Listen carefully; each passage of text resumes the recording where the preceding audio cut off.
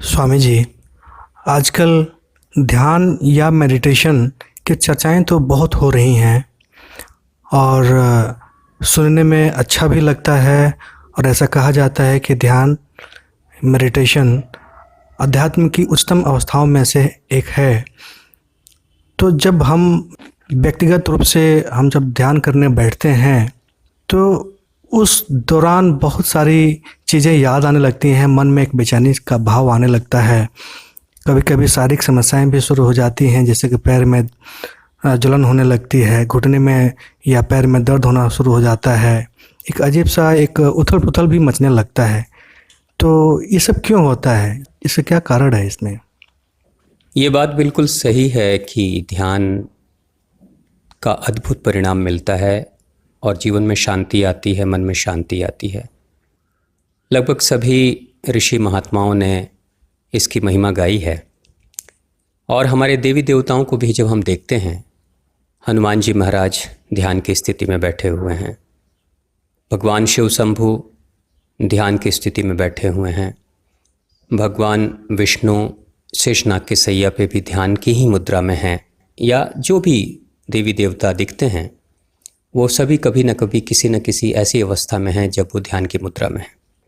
तो ध्यान तो वो स्थिति है जो हमें परम स्थिति पर पहुंचा सकती है। लेकिन प्रॉब्लम अब यहाँ कुछ और है। आज के समय में जब एक इंसान ध्यान की महिमा सुनकर, ध्यान की चर्चाएं सुनकर जब ध्यान करने बैठता है तो मन बेचैन हो जाता है, या मन में बहुत सारे ऐसे विचार आने लगते हैं जिसके कारण से वो अपने आप को अशांत महसूस करता है और वो ये सोचता है कि क्या फ़ायदा ध्यान करने से। जब ध्यान नहीं करते हैं तो भी मन अशांत होता है और जब ध्यान करते हैं तो भी मन अशांत ही होता है। यानी दोनों स्थिति में जब मन अशांत ही होना है तो फिर ध्यान करके अपना समय क्यों बर्बाद करना। और कई बार तो ये भी बात आ जाती है कि शरीर में बहुत सारी बेचैनी आनी शुरू हो जाती है, जैसे पैर में दर्द होना शुरू हो जाता है, शरीर में खुजली होने लगती है, या फिर कुछ ऐसी स्थिति हो जाती है जिससे कि इंसान की तकलीफ़ बढ़ जाती है। कुछ लोगों ने तो ये भी कहा कि अगर उन्हें पाइल्स की प्रॉब्लम है तो पाइल्स की प्रॉब्लम और ज़्यादा बढ़ भी जाती है। ऐसा भी कई लोगों ने ऐसी शिकायतें की हैं। अब आखिर एक इंसान क्या करे? वो मन की शांति के लिए जा रहा है, अपने जीवन और तन की शांति के लिए जा रहा है, लेकिन वहाँ भी बेचैनी मिल रही है। तो आखिर ध्यान कोई कैसे करे? ये लगभग सभी के साथ होता है। ये सिर्फ ऐसा नहीं है कि वो आपके साथ हो रहा है, ये सभी के साथ होता है। जो कोई भी इस ध्यान की प्रक्रिया से गुजरते हैं या शुरुआत करते हैं, उनके साथ ऐसा होना ही होना है। ऐसा इसलिए होता है क्योंकि हमारा जो मन है और मन के उठने वाले जो विचार हैं, जो लंबे समय से, वर्षों से कुछ खास तरह के पैटर्न वाले विचार उठा करते थे और हमने उसका समर्थन भी किया था, हम उन विचारधाराओं के साथ उसकी लहरों में बहे भी चले जा रहे थे, वो चाहे विचार सकारात्मक हो या नकारात्मक हो। तो लंबे समय तक अगर आप किसी एक विचार में रहते हैं तो धीरे धीरे वो विचार आपका शरीर बन जाता है, और वो शरीर अगर सकारात्मक विचार है तो सकारात्मक शरीर बनेगा, नकारात्मक विचार है तो नकारात्मक शरीर बनेगा। जैसे आप देखिए, एक छोटे से बच्चे को जो रोटी, दाल, चावल, सब्जी और घर में उपलब्ध जो भारतीय भोजन है उसका सेवन करता है, तो जब उसे भूख लगेगी तो वो रोटी मांगेगा, वो चावल, दाल, सब्जी या जो कोई भी आप खाना खाते हैं, रेगुलर खाना जो डाइट है वो जो खाते हैं वो मांगेगा, और फिर उसे खाकर वो अपने पेट को भर भी लेगा और मन भी तृप्त कर लेगा। लेकिन उसी बच्चे को अगर आपने कुछ दिनों के बाद से बर्गर, पिज़्ज़ा, नूडल्स, पास्ता खिलाना शुरू कर दिया, तो शुरुआत में तो वो खाते जाएगा, लेकिन कुछ दिनों के बाद उसकी हालत ऐसी होगी कि उसका शरीर उस खास नए भोजन के लिए, बर्गर, पिज़्ज़ा के लिए बॉडी तैयार हो जाएगी। और बॉडी जब तैयार हो जाएगी तो जब नेक्स्ट टाइम आने वाले कुछ लंबे समय के बाद से जब उसको भूख लगेगी, तो भूख जब लगेगी तब आप उसको चावल, दाल, सब्जी खिलाना चाहोगे तो वो इनकार करेगा। वो कहेगा नहीं, मुझे ये नहीं चाहिए, मुझे तो वो बर्गर, पिज़्ज़ा चाहिए, नूडल्स चाहिए। बच्चों को जैसे चिप्स दे रहे हैं तो वो कहेगा मुझे वही चाहिए। किसी बच्चे को बिस्किट दे रहे हैं तो वो कहेगा मुझे बिस्किट ही चाहिए। क्यों? क्योंकि बच्चा नहीं मांग रहा है, बच्चे का अब शरीर मांग रहा है। पहले तो आपने खिलाया, बाद में शरीर ने मांगना शुरू कर दिया। जैसे एक शराब पीने वाला इंसान शुरू में शौक से शराब पीना शुरू करता है, कुछ दिनों के बाद से शराब जोर ज़बरदस्ती करके कहती है कि तुम मुझे पिलाओ, मुझे चाहिए, क्योंकि बॉडी के अंदर शराब के अणु परमाणु तैयार हो चुके हैं।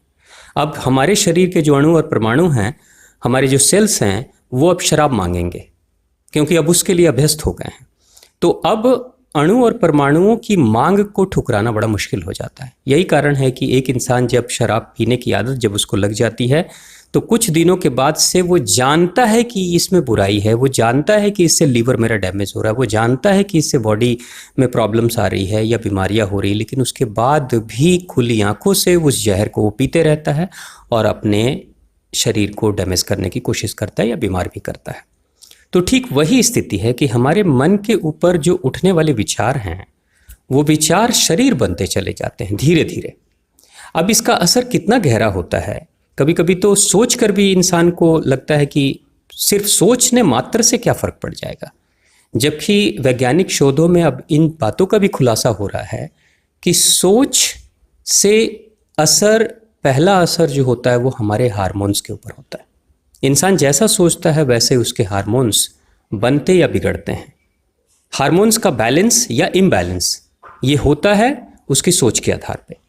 जैसी सोच वैसे हार्मोन्स, जैसे हार्मोन्स वैसी फिर से नई सोच आती है, यानी उसके विचार फिर से नए बनते हैं। तो जब इंसान ने किसी भी सोच को धारण किया, सकारात्मक या नकारात्मक, तो वैसे ही हार्मोन बनेगा, वैसी उसकी बॉडी बनेगी, और जैसी बॉडी होगी फिर से उसी की जैसी सोच फिर से तैयार हो जाएगी। यानी पहले तो शुरुआत में उसने सोचा, लेकिन कुछ दिनों के बाद से शरीर के अंदर बने हुए हार्मोन्स ही उस खास तरह के सोच के लिए प्रेरित करना शुरू कर देते हैं। फिर इंसान विवश हो जाता है और फिर उस चक्र में उलझते चला जाता है, उस चक्र से बाहर निकल नहीं पाता है। तो वर्षों से किसी खास पैटर्न, किसी खास लाइफस्टाइल, किसी खास सोच, किसी खास खान पान के कारण से हमारे शरीर में बहुत सारे खास तरह के पैटर्न बन गए हैं, खास तरह का ढांचा, ब्लूप्रिंट हमारा तैयार हो गया है। अब जब आपने ध्यान करना शुरू किया, तो ध्यान करके आप क्या कर रहे हो? आप शांति की बात कर रहे हो, आप शांति चाहते हो। लेकिन भाई शांति का मतलब क्या कि आप अपने शरीर के पंच तत्वों की शुद्धि चाहते हो। शुद्धि मिलेगी, पंच तत्वों की शुद्धि से ही शांति का परिणाम मिलता है।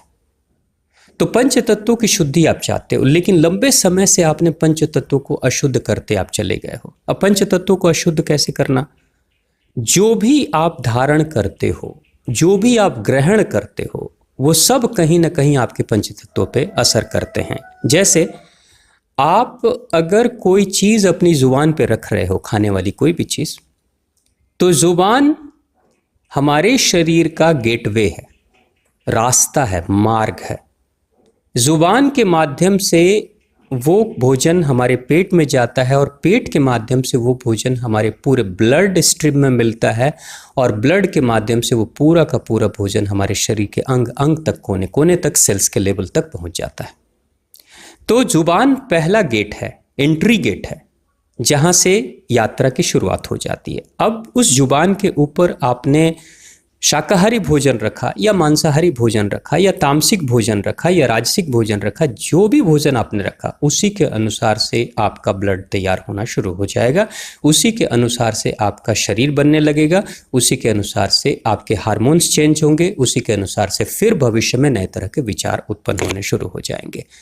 तो जुबान से एक मार्ग है जिससे कि हमारे शरीर में प्रवेश करने का एक माध्यम होता है, लेकिन कान भी एक रास्ता है। जो आप सुनते हैं उसके अनुसार से भी आपके शरीर में केमिकल चेंजेस होने शुरू हो जाते हैं। आँख भी एक रास्ता है, आँखों से जो आप देखते हैं उसके अनुसार से भी आपके केमिकल चेंजेस होने शुरू हो जाते हैं।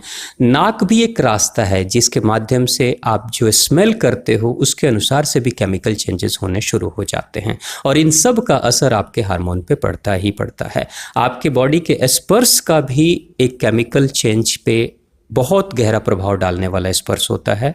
जैसा स्पर्श होगा वैसे ही आपके शरीर की भाव भंगिमा बदलनी शुरू हो जाएगी। जैसे एक छोटे से बच्चे को आप स्पर्श कर रहे हो तो उस समय आपके मन का भाव अलग हो जाएगा। जैसे आप किसी अपने पालतू जानवर को स्पर्श कर रहे हो तो उस समय आपके मन का भाव अलग हो जाएगा। लेकिन वहीं पे अगर आप अपने हम उम्र को और अपोजिट सेक्स को अगर आप स्पर्श कर रहे हो तो उस समय आपके भाव की स्थिति अलग हो जाएगी। तो ये बहुत गहराई तक ये छोटी छोटी चीज़ें असर करती हैं, लेकिन कभी हम लोग इसके ऊपर ध्यान नहीं देते हैं। हम ये सोचते हैं चलो कुछ भी खा लो, कुछ भी देख लो, कुछ भी सुन लो, कुछ भी सुगंध ले लो या दुर्गंध ले लो, क्या फ़र्क पड़ता है, कुछ भी स्पर्श कर लो, क्या फ़र्क पड़ता है। पड़ता है, बहुत गहराई तक फ़र्क पड़ता है। तो हमने क्या किया कि बहुत लंबे समय तक खास पैटर्न पे हम चले हैं, शरीर वैसा हमारा बन चुका है। अब हमने कहीं से ध्यान की महिमा की बात सुन ली और ध्यान के दिशा में आगे की तरफ बढ़ने के लिए हम प्रेरित हो गए और ध्यान करना हमने शुरू कर दिया। तो ध्यान जब हमने करना शुरू कर दिया तो अब क्या है कि हमारे शरीर को कुछ खास तरह के खुराक की आदत पड़ गई थी। अब वो खुराक मिल नहीं रही है क्योंकि हमने मन को शांत करना शुरू कर दिया, लेकिन उन खुराकों को दे दे के हमने मन को बेचैन कर दिया था। अब जैसे एक छोटा सा बच्चा है, जब आपने बर्गर पिज़्ज़ा देना बंद कर दिया तो वो बच्चे को आप कहोगे कि बर्गर पिज़्ज़ा अब तुमको नहीं मिलेगा, तो वो क्या करेगा, वो रोएगा, चिल्लाएगा, वो ज़िद करेगा, वो खाना बंद कर देगा। तो वो जो बच्चे की बेचैनी है, ठीक उसी तरीके से ये तन भी बेचैन हो जाता है, क्योंकि वो कहता है कि तुम तो आराम से अपनी मस्ती में जब चाहते थे बैठते थे, उठते थे, घूमते थे, फिरते थे, ये तुमने क्या करना शुरू कर दिया। तो वैसे स्थिति में क्या होता है कि शरीर ही आपके सामने बहुत तरह के विघ्न उत्पन्न करना शुरू कर देता है, क्योंकि शरीर को बिल्कुल पसंद नहीं है कि हमारे ब्लूप्रिंट को, हमारे उस नक्शे को चेंज करो। अब शरीर को जब पसंद नहीं है तो शरीर क्या करेगा, बेचैनी उत्पन्न करेगा। इसलिए जब लोग ध्यान में बैठते हैं तो कुछ लोगों को खुजली होनी शुरू हो जाती है, किसी को बहुत गर्मी लगने लगती है, किसी के पैर में दर्द होने लगता है, किसी का पैर सो जाता है, सेंसलेस हो जाता है। मैंने तो खुद अपना अनुभव मैं आपको बता रहा हूँ कि मैंने जब ध्यान करना शुरू किया था तो मेरा लेफ़्ट लेग जो बायां पैर है वो बिल्कुल सेंसलेस हो गया था और लंबे समय तक वो पैर दर्द करते रहा, लेकिन फिर भी मैं ध्यान करते रहा। ध्यान करने का असर ये हुआ कि लगातार कुछ दिनों तक मेरे पैर के एड़ी में, मतलब हिल में, एक जलन सी रहती थी। मतलब ऐसा लगता था जैसे कि ध्यान में कर रहा हूँ तो पैर की जो एड़ी थी वो जलती थी आग की तरह। ऐसा लगता था जैसे उसमें कोई आग लग गया हो, जैसे कोई चिंगारी रख दी गई हो। तो फिर भी मेरे गुरुजी ने कहा कि भाई आप करते रहो कैसे भी, क्योंकि ये शरीर के अंदर की जो बेचैनियां हैं यही बाहर निकल रही हैं। और कुछ दिनों के बाद तो ऐसा हुआ कि पैर ही मेरा पूरा का पूरा सेंसलेस हो गया। मुझे डर भी लगने लगा कि पैर सेंसलेस हो गया, कुछ अगर हो गया भविष्य में तो फिर क्या होगा। लेकिन मैंने ध्यान छोड़ा नहीं, मैं ध्यान करते रहा। ध्यान करते करते हुआ कि 2 महीने, 3 महीने, 6 महीने के बाद वो पैर बिल्कुल नॉर्मल स्टेज में आ गया। यानी जो सुन्नपन वाली स्थिति थी, नमनेस की जो स्थिति थी, वो सारी ख़त्म हो गई। एड़ी में जो जलन होता था, आग सी लग जाती थी, वो भी ख़त्म हो गई। दूसरी चीज़, उसके बाद से नई चीज़ शुरू हुई। मेरे रीढ़ की हड्डी में जलन होनी शुरू हो गई। तो रीढ़ की हड्डी में जलन होनी शुरू हुई तो मैंने सुना था, पढ़ा भी था कि भाई कुंडली जागरण वाली जो स्थितियाँ होती हैं वो रीढ़ की हड्डी से होती है। तो मुझे ऐसा लगा कि कहीं वही तो कुछ नहीं हो रहा है। तो फिर मैंने बात की अपने गुरुजी से, तो उन्होंने कहा कि भाई देखो, ये भी आपके पुराने संस्कार हैं। ये संस्कार हैं, ये बॉडी के कुछ खास पैटर्न हैं जो आपके मन के जैसी स्थिति थी उसके अनुसार से शरीर बनते चला गया, और वही संस्कार हैं जो अब आपने उस पुराने ढर्रे पे चलना बंद कर दिया, तो जो पहले से स्टोर है वो बाहर निकलने की कोशिश कर रहा है।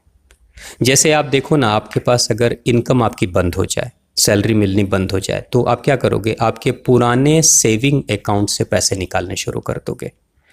या फिर बच्चों के पास जब पैसे ख़त्म हो जाते हैं और माताजी पिताजी पैसे नहीं देते हैं तो बच्चे अपने गुल्लक से पैसे निकालने शुरू कर देते हैं।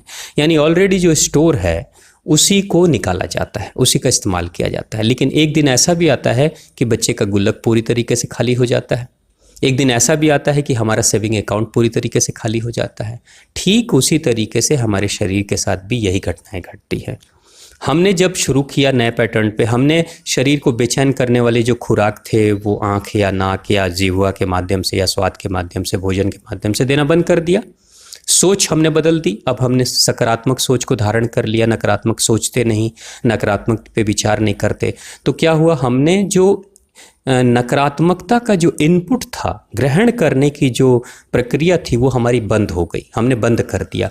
लेकिन ऑलरेडी जो स्टोर है अब वो व्याकुल होगा, और जब व्याकुल होगा तो वो बाहर निकलेगा, और जब बाहर निकलेगा तो आपको, आपके तन को व्याकुल कर देगा, आपके मन को व्याकुल कर देगा। तो हमारे पुराने जो संस्कार हैं, यही पुराने संस्कार शरीर के ऊपर बेचैनी पैदा करते हैं, या मन में बहुत सारे नकारात्मक विचार लेकर चले आते हैं। क्योंकि विचार ही तो है ना जो आपको, आपके जीवन को, आपके ज़िंदगी को किसी खास दिशा में लेकर जाते हैं। आप किसी भी गलत कार्य को भी आप करना चाहते हो तो पहले गलत का विचार आता है, या फिर अगर आप कोई सही कार्य करना चाहते हो तो सही का विचार पहले आता है। जैसा विचार होगा उसी के अनुसार से आप गतिविधि करोगे। तो मन को पता है कि भाई विचार उत्पन्न करो, नकारात्मक विचार उत्पन्न करो, तो वो करने लगता है। तो सकारात्मकता आपने देना शुरू कर दिया, नकारात्मकता को बंद किया, तो नकारात्मक विचार आने लगेंगे। कई लोग ऐसे भी हैं जो कहते हैं कि बहुत सारी वासना के विचार आने शुरू हो जाते हैं, जो जिससे मुझे मुक्ति चाहिए और जो मैं बिल्कुल नहीं चाहता, लेकिन वही विचार आने लगते हैं। तो वही वासना के भी विचार क्यों आ रहे हैं? क्योंकि वो स्टोर भी हम ही ने किया था। वासना के विचार हमारे द्वारा निरंतर लंबे समय तक सोचने के कारण से वो स्टोर होते चला गया, वो विचार अंदर शरीर में स्टोर हो गया। अब हमने वासना के विचारों को ग्रहण करना बंद कर दिया, तो पुराने जो स्टोर से वासना के विचार निकलने शुरू हो जाएंगे। तो किसी के अंदर से लोभ जगना शुरू हो जाता है, तो किसी के अंदर ईर्ष्या द्वेष जगना शुरू हो जाता है, किसी को अपने शत्रु दिखाई देने लगते हैं।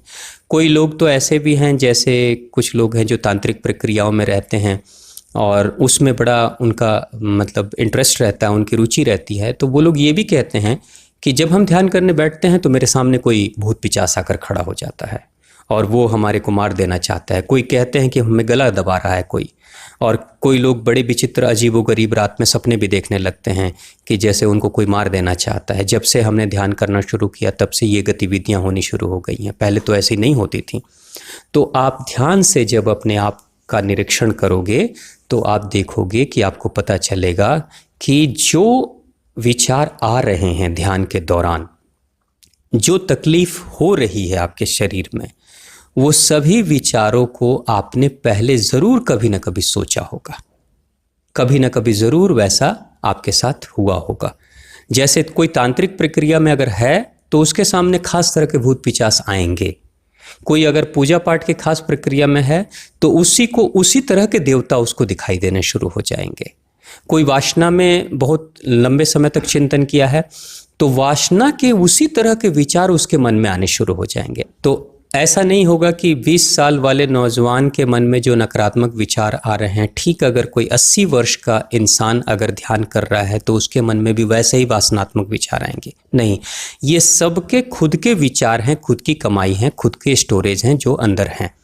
तो इस तरह के विचार आएंगे। अब यहाँ ध्यान का पर्पस क्या है, ध्यान का मकसद क्या है, आखिर ध्यान करना क्यों, ध्यान करने से होगा क्या? सबसे बड़ी बात, ध्यान करके आप अपने कचरों को हटा रहे हो। कचरा जो जमा है उसको आप हटा रहे हो। जैसे कुएं की खुदाई जब की जाती है तो कुएं की खुदाई पानी के लिए की जाती है। कुएं के लिए कोई कुएं की खुदाई करने नहीं जाता है, पानी के लिए कुएं की खुदाई करने लोग जाते हैं। कुएं की खुदाई जब कोई इंसान करता है तो वो करता क्या है? ऊपर की मिट्टी को हटाता है, पत्थरों को हटाता है, रेत को हटाता है, कंकड़ को हटाता है, हटाते जाता है। तो जब एक इंसान कुएं की खुदाई करता है तो वो 1 दिन 2 दिन खुदाई करने के बाद वो सोच सकता है कि भाई मैं पानी के लिए खुदाई कर रहा हूँ, ये क्या मिल रहा है मुझे? कंकड़, पत्थर, तो सरिया, तो रेत, तो बहुत सारे ऐसे बेकार के कचरे, मिट्टी आ रही है जिसकी हमें ज़रूरत नहीं, मैं इसके लिए खुदाई बिल्कुल नहीं कर रहा हूँ। लेकिन उस इंसान के अंदर अगर सब्र होगा तो वो क्या कहेगा? अगर वो विवेकशील होगा तो वो यही कहेगा कि कोई बात नहीं, पानी के उस अंडरग्राउंड स्रोत से मिलने से पहले मुझे तो पहले मिट्टी ही मिलेगी, पहले कंकड़ पत्थर ही तो मिलेंगे, कचरा ही तो मिलेगा, ये तो होना ही है। तो वो इंसान भी जो कुएं की खुदाई कर रहा है वो भी एक तरह से ध्यान ही कर रहा है। ध्यान में है कि मुझे अंडरग्राउंड जल से अपने आप को जोड़ना है, अंडरग्राउंड जल के स्रोत को प्राप्त करना, ये ध्यान है उसका। लेकिन जो कर्म कर रहा है उसमें उसको क्या मिल रहा है? पानी तो बिल्कुल नहीं मिल रहा है, उसको तो सिर्फ मिट्टी और कचरा ही मिल रहा है। लेकिन उसने ध्यान किया है कि मुझे उस स्रोत से मिलना है, और उस स्रोत से मिलने के लिए उस कचरे को भी हटाने से रुक नहीं रहा है। वो अपनी गतिविधि बंद नहीं कर रहा है, ये नहीं कर रहा है कि नहीं कचरे को नहीं हटाऊंगा, कचरे से मुझे क्या लेना देना। कचरा मतलब सफाई। कचरा मतलब क्या कि सफाई करते जाओ करते जाओ करते जाओ, एक दिन ऐसा आएगा जब सारा कचरा साफ हो जाएगा और अंडरग्राउंड स्रोत से, अंडरग्राउंड वाटर से जब मिल लेंगे, उसके बाद से फिर कचरे पे कोई काम करने की ज़रूरत नहीं। फिर जी भर कर पानी पियो ना, जी भर के अपनी प्यास बुझाओ ना। जितना ही आप अपनी प्यास बुझाओगे, गले को तृप्त करोगे, उतना ही आपका तन और मन दोनों शीतल हो जाएंगे। और ख़ास बात इतना ही नहीं, आप तो गए थे कुआं खोदने स्वयं के लिए कि स्वयं की प्यास बुझाएंगे, अपने परिवार के लोगों की प्यास बुझाएंगे। लेकिन जिस दिन उस स्रोत से आप कांटेक्ट में आएंगे, उसके संपर्क में आएंगे, उसके बाद से आपकी स्थिति ऐसी हो जाएगी, सिर्फ स्वयं की नहीं या स्वयं के परिवार की नहीं, आप तो चाहोगे तो पूरे गांव वाले को, पूरे शहर वाले को, जो कोई भी आपके कांटेक्ट में आएगा, सबको वो पानी पिलाओगे और सबके मन को और तन को तृप्त कर दोगे। तो ठीक ध्यान की प्रक्रिया वही है कि हम अपने उस, वो कहते हैं, अपनी आध्यात्मिक यात्रा के माध्यम से हम अपने परम आत्मा को प्राप्त करना चाहते हैं, जो प्योरेस्ट फॉर्म में है, जहाँ कोई कचरा नहीं है, जो बिल्कुल शांत है, जो बिल्कुल निर्मल है, जो परमानंद की स्थिति है। भगवान को जो कहते हैं कि वो परमानंद है, परम आनंद की स्थिति में रहते हैं। तो परम आनंद की स्थिति में पहुँचने से पहले ये जितने कचरे हैं इस जन्म के संस्कार के रूप में जो जमा हो गए हैं, या पहले के भी जो संस्कार जमा हैं, उन सब को निकालना पड़ेगा। ध्यान मतलब सफाई आंदोलन, सफाई कार्य। तो करते जाइए, होने दीजिए बेचैनी, हो मचने दीजिए खुजली, होने दीजिए पैरों में दर्द, हो जाने दीजिए पैरों को सुन, कोई फर्क नहीं पड़ता है। आप जब उठे ध्यान से एक्सरसाइज कर लें, और अपने पैर को ठीक करने के लिए जो भी एक्सरसाइज है, टहलना है, जॉगिंग करना है, वो करें। अपने शरीर को शुद्ध करने के लिए जो कुछ भी प्रक्रिया है, जैसे सुबह का शौचालय 1.25 लीटर पानी पीकर जाना, वो करें। मतलब आप कोशिश ये करें कि सिर्फ ध्यान के समय ध्यान ना करें। अक्सर लोगों को मैं देखा हूँ कि वो जब ध्यान करने बैठते हैं तभी ध्यान करते हैं, जबकि मैं तो ये कहूँगा कि आप 24 घंटे ध्यान करें। अब 24 घंटे ध्यान कोई कैसे कर सकता है? आप जब खाना खाने के लिए भोजन का सिलेक्शन करें ना, उस पे भी आपकी दृष्टि होनी चाहिए, क्या इस भोजन में इतना केमिकल रिएक्शन होगा जिसके कारण से मेरा मन बेचैन होगा? अगर आपको लगता है कि इस भोजन के कारण से मेरा मन बेचैन हो सकता है, तो मैं उस भोजन को इनकार करूँगा, मैं उसको ग्रहण नहीं करूँगा। अगर आप कहीं किसी मित्र से, किसी जान पहचान वाले से बात करने जा रहे हो, और अगर आपको पहले से पता है कि वो इंसान ऐसी बातें करता है जो नकारात्मक बातें हैं, जो मेरे मन को विचलित कर देने वाली बातें हैं, तो उस इंसान की उन बातों से अपने आप को दूरी बनाकर रखोगे। आप चाहोगे कि वो बातें मेरे साथ ना आए, मेरे पास ना आए, मेरे कानों में वो बातें ना जाएं, तो आप डिस्टेंस मेंटेन करने की कोशिश करोगे बिना उस इंसान को कहे हुए। आप अगर कहीं जा रहे हो और आपको पता है कि उस रास्ते में कुछ खास तरह की ऐसी चीज़ें दिखाई देती हैं जिससे कि मेरे मन में नकारात्मक विचार उत्पन्न होते हैं, तो आप उन रास्तों को बदलोगे। आप ऐसी कोई मूवी, ऐसा कोई फिल्म, ऐसा कोई मैसेज, ऐसा कोई वीडियो जो आपको नकारात्मक विचारों से भर देता हो, उससे अपने आप को दूर रखने की कोशिश करोगे। आप अगर रात्रि में ऐसा कोई भोजन करके आप सो रहे हो जिसके कारण से रात में बुरे सपने आ रहे हैं, नकारात्मक सपने आ रहे हैं, या मन को विचलित कर देने वाले सपने आ रहे हैं, तो उस भोजन को चेंज करोगे। अगर रात्रि में सोने से पहले अगर आपको ध्यान करके थोड़ी देर मन को शांत करके सोने के बाद से मन बड़ा शांत रहता है, नकारात्मक विचार नहीं आते, नकारात्मक सपने नहीं आते, तो उस प्रक्रिया को अपनाओगे।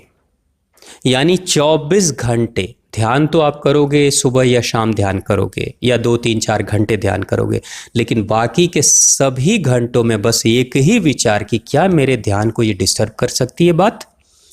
अगर कोई ऐसी बात आपके सामने आ रही है जिसके कारण से मन में लोभ जन्म ले रहा है, ईर्ष्या, द्वेष, क्रोध जन्म ले रहा है, तो उन बातों से अपने आप को दरकिनार करोगे।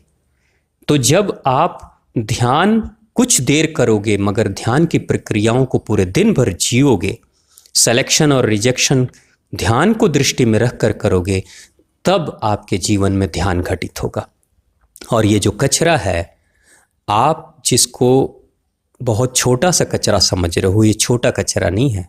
आपकी उम्र अगर आज 25 वर्ष की हो गई है तो बचपन से लेकर अभी तक 25 वर्षों का कचरा जमा है।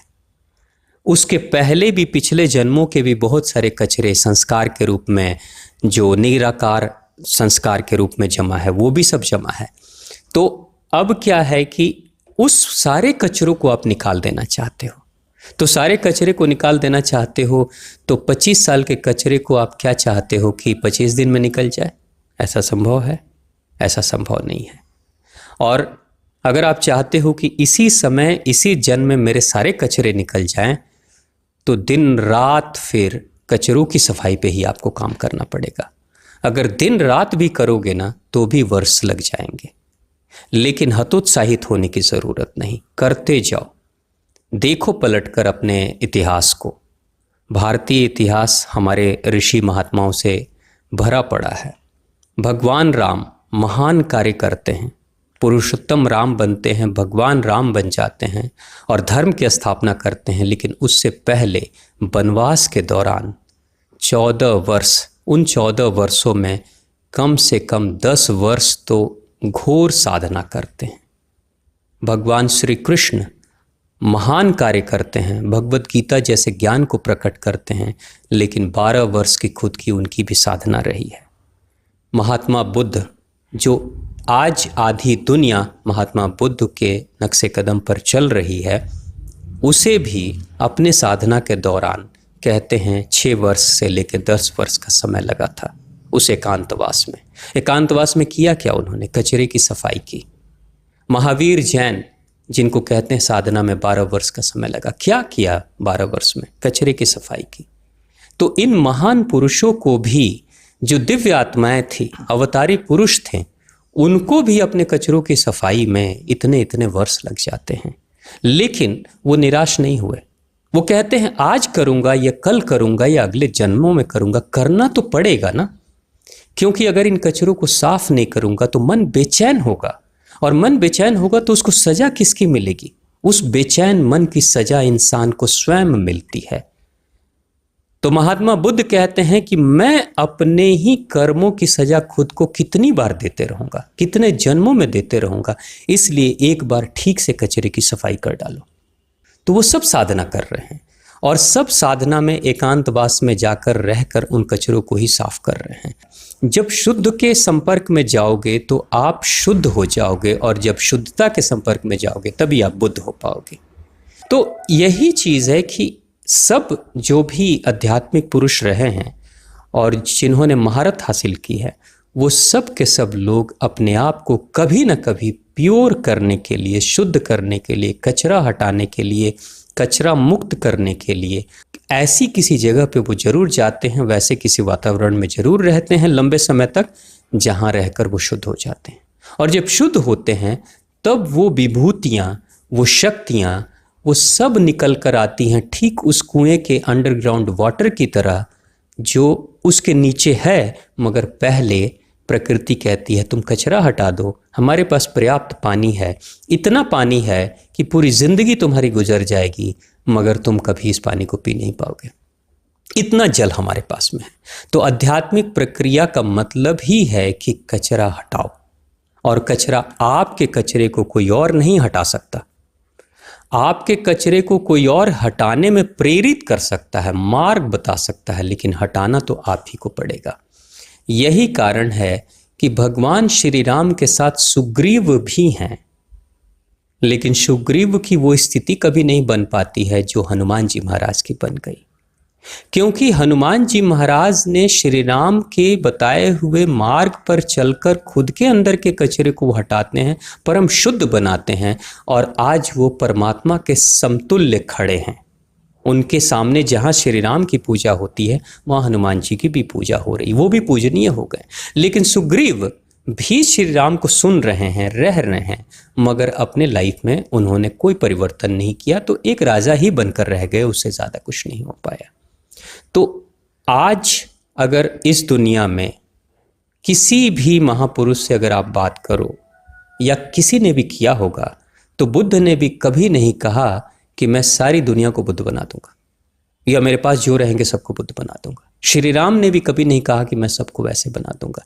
अगर श्री कृष्ण जो भगवान ही हैं, परमात्मा ही हैं, अगर वो सबको बना देते तो हृदय परिवर्तन कर सकते थे दुर्योधन का, वो धृतराष्ट्र का हृदय परिवर्तन कर सकते थे, वो भीष्म को बदल सकते थे, वो कर्ण को बदल सकते थे, नहीं बदल पाए।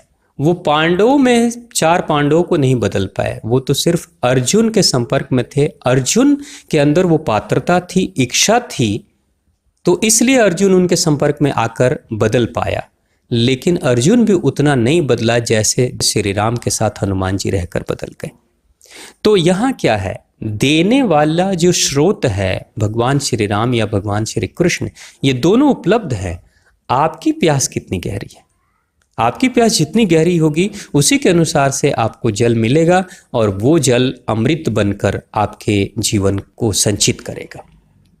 तो ये ज़रूरी है। अब ये शुद्धिकरण की प्रक्रिया से जब आप गुजर रहे हो तो इस तरह की बेचैनी के लिए आप तैयार हो जाओ।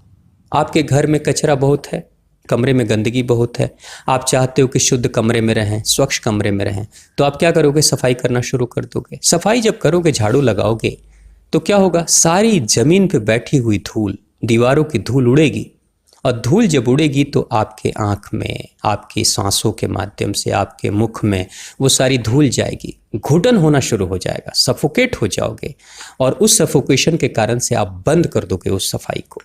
लेकिन अगर सफाई बंद कर दोगे तो फिर क्या होगा, रहो उस कचरे में, आप उसी कचरे में रहोगे, उससे ज़्यादा आपको स्वच्छ कमरा नहीं मिल सकता। लेकिन अगर थोड़ा सब्र करके, अपने आँखों को थोड़ा बंद करके या मुंह को मास्क लगा के या तौलिया बांध कर किसी भी तरीके से अगर आपने कचरे को साफ कर दिया एक बार, घुटन होने के बावजूद भी, तो फिर आपको जो वो कक्ष मिलेगा वो स्वच्छ होगा, और वो ऐसा स्वच्छ होगा कि आपकी आत्मा भी तृप्त हो जाएगी, मन भी शांत हो जाएगा।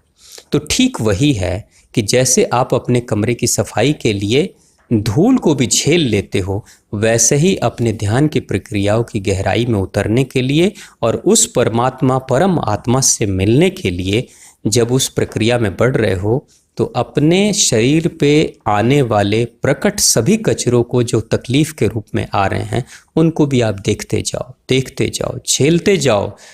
तकलीफ हो, झेल लो, मगर फिर भी कहो दूसरे दिन फिर से कमर बांध लो, फिर कहो नहीं मुझे बैठना है, होने दो तकलीफ, मचने दो खुजली, जो होता है हो जाने दो, लेकिन मुझे सफाई तो करनी पड़ेगी। और एक बार सफाई कर डालो, और जिस दिन वो सफाई पूरी हो जाएगी उसके बाद से ज़िंदगी भर सफाई करने की ज़रूरत नहीं है। आप देखिए, भगवान बुद्ध के बारे में कहते हैं कि वो 6 वर्ष से लेकर 10 वर्ष का समय उनके साधना का रहा, लेकिन 84 वर्ष की उम्र में शरीर त्यागा। तो सिर्फ अपने जीवन का 6 वर्ष से लेकर 10 वर्ष का समय दिया, उसका परिणाम कितने लंबे समय तक, मतलब जो बीजारोपण किया उसके फसल को कितने लंबे समय तक भगवान बुद्ध ने काटा। भगवान श्री राम की साधना, भगवान श्री राम की साधना का जो काल है वो 12 वर्ष का है लगभग। पूरे 14 वर्ष के वनवास में 10 से 12 वर्ष का साधना का समय रहा है। लेकिन कथाओं में ये भी प्रसंग है कि सैकड़ों वर्ष तक भगवान श्री राम इस धरती पे थे और उन्होंने राज किया। तो सैकड़ों वर्ष तक वो यही साधना नहीं कर रहे हैं, बस कुछ दिन किया, एक बार साफ हो गए और उसके बाद से बस उसको मेंटेन करके रखा।